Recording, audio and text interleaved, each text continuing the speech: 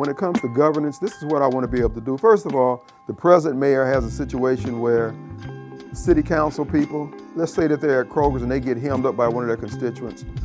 Well, I've got flooding in my neighborhood or whatever. This city council person can't go to Public Works. He has to go to the mayor and ask the mayor, would you tell the Public Works guy I've got this concern? Well, the mayor said, well, you didn't vote the way I needed you to vote the last time. We're not going to do that strong arm tactics. Number one, as a mayor, I can't do everything. I've got 7 other helpers. So they will have access directly to the department heads. They don't have to call me. They don't have to go through me. They can go talk to their director and say, hey, this is what's going on. Because we all have an interest in improving the livability, the quality of life in Jackson. So over at Palm Bridges Park, for instance, they haven't had any new wood chips put down over there in years. You should be able to pick up the park director and say, look, we're due to have some more chips put down. Could you give me a timeline when that's going to happen?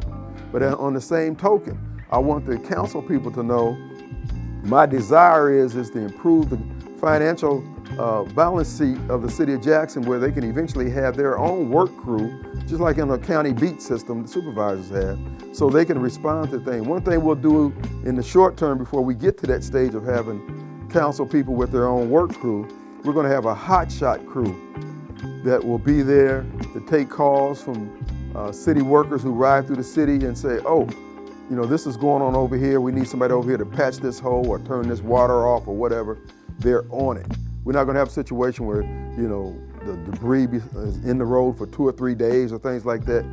Again, it goes back to that quality of life issue. When people perceive the city's getting better, they will, and their behavior will be a little different. That's what I believe. Now, as it relates to the city council people, I want them to understand that we're partners in this here. We're going to use a roll-up method in terms of how we're going to deliver city service initially.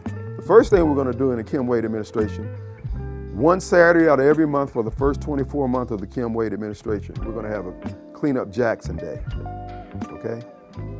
We can either do it by wards, we can do it citywide, but we're going to do it. We're not forcing anybody to do anything. But let's just say, I always use the Belhaven community because they have a strong neighborhood association over there. If the Belhaven community say, okay, on our cleanup day, we're going to clean out the sewers, we're going to clean out the gutters and all that type of stuff. We can either bring in all the folks in the city and we'll concentrate on Belhaven, or we can concentrate on the 7 wards, whatever they choose to do. What I want to do is lay a grid over the city. And within that grid, you're going to have the 7 wards, and within that 7 wards, you'll have the grids for that ward. And from that, we'll have the Public Works look at that grid and say, over here, this is priority 1. You got to do this, this, and this before you start doing this. In other words, we got to replace this sewer line before we replace that street. And so we'll have the Public Works giving input, we have the Neighborhood Association and the council person giving input, and then we'll have the purse of the city of Jackson giving input. If we only got so much money, there's only so much we can do. But we're going to take the ward and the neighborhoods that need the least and throw everything at them, because if they need the least, that means that their neighborhood association has been helped maintaining that quality of life in that. So if they get that quality of life up, where people want to fill in all the vacant lots in that neighborhood, in that ward, etc., well, guess what's going to happen? Once those lots fill in with new rooftops at market rates, then you'll start seeing the Pizza Huts, you'll start seeing the McDonald's, the gas stations, and all that come in there. And what I'm proposing, that for every new business that locates in those areas that have that marked improvement in quality of life, they get 1 cent out of every sales dollar to go to their community fund.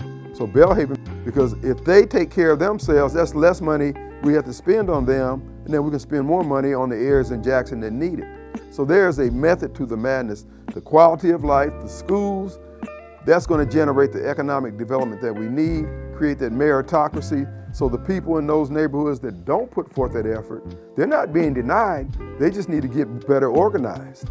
And so that's going to create an incentive, because for instance, let's say we had $70,000, we got 7 wards. Right now, if we gave everybody $10,000, at the end of the day, you wouldn't see, the city wouldn't improve much anyway, because it's just going to get wasted. It's going to just like pouring water on dry ground. But if we take that $7,000 and put it in one place that needs it, and then roll it up from there, you're going to see, again, I want to build from the pockets of prosperity that we already have and grow it from there. We're not trying to go to the worst area of town and try to do a little bit over there and you can't tell it. So there is a method to the madness, and it's worked everywhere else. We're just going to try it here in Jackson again.